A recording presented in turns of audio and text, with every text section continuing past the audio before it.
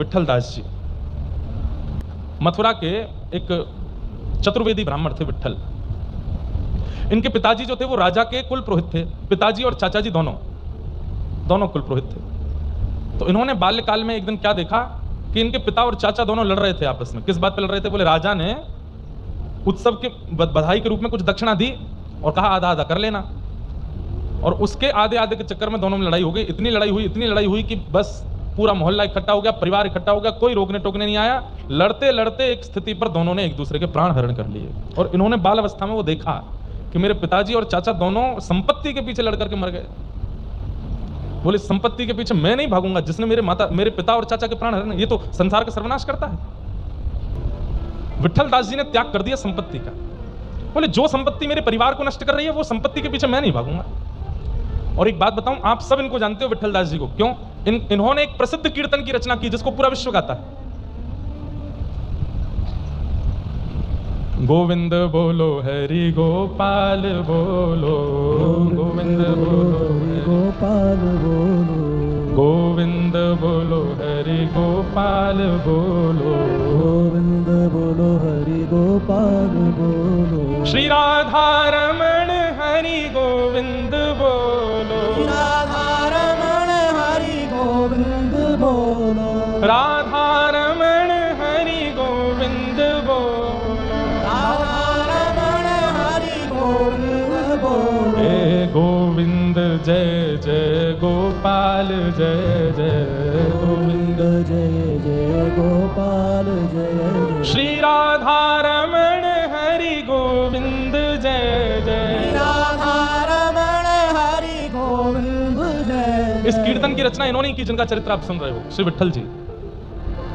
बाल अवस्था में घर की स्थिति देख के घर छोड़ दिया, एकांत में रहने लगे। इनके पिताजी के गुजर जाने के बाद तो राजा बोले कि भाई हमारे कुल पुरोहित पधार गए। बोले हाँ, तो उनके पुत्र को आना चाहिए कुल पुरोहित पदवी पर, वो क्यों नहीं आता?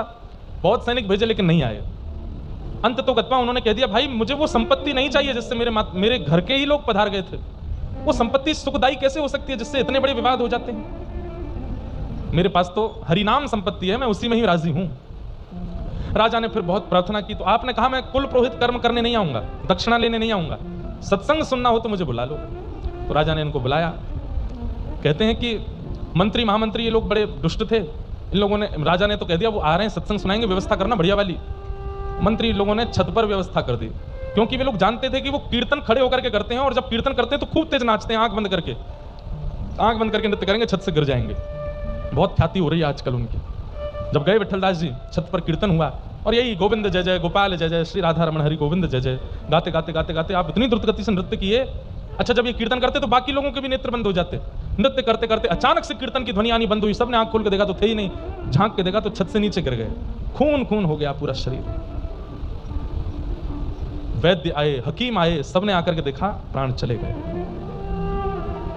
राजा ने सबसे क्षमा मांगी, लेकिन सब लोग कहने लगे, बोले राजन आपने बुलाया था, ऐसी व्यवस्था क्यों की? छत पर गिर गए हमारे स्वामी, पधार गए।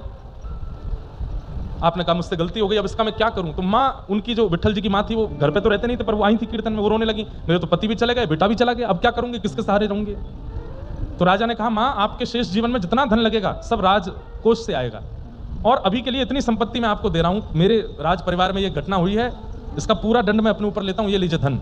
खूब सारा धन धान्य दे दिया। विठल जी का ब्याह भी हो गया था, उनकी पत्नी भी रोने लगी, मेरे भी पति चले गए, उनको भी धन दे दिया। लौट करके जब विठल जी का शव लेकर के आए, एक व्यक्ति वहां बैठा था जो विठल जी के संग कीर्तनों में जाता था। उसने कहा मुझे लगता नहीं है कि इनके प्राण गए हैं। तो सबने कहा अरे चले गए भाई प्राण, ये तो ऐसे बोल रहे हैं, तुम अर्थी लगाओ, वहां पर शमशान में व्यवस्था करो। उस व्यक्ति ने कहा आपको जो करना कर लें, 3 दिन आप लोग बस प्रतीक्षा कर लीजिए, मेरे कहे से 3 दिन रुक जाइए बस, और यदि आप फिर भी हठपूर्वक इनका शव लेके गए तो मैं प्राण त्याग दूंगा अपने। सबने कहा ठीक है। 3 दिन तक उनका शव रखा, गोविंद जय जय गोपाल जय जय राधा रमण हरि गोविंद, इसी का कीर्तन करते रहे।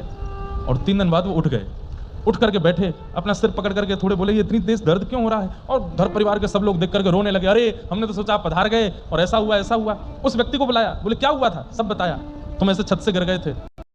उसके बाद बोलो उसके बाद हम तुम्हारा शव ले आए, तुम्हारी माता जी तुम्हारे मरे का सारा धन ले आई, पत्नी भी ले आई, तुम चले गए हो, तुम्हारे बाद उनका निर्वहन कौन करेगा?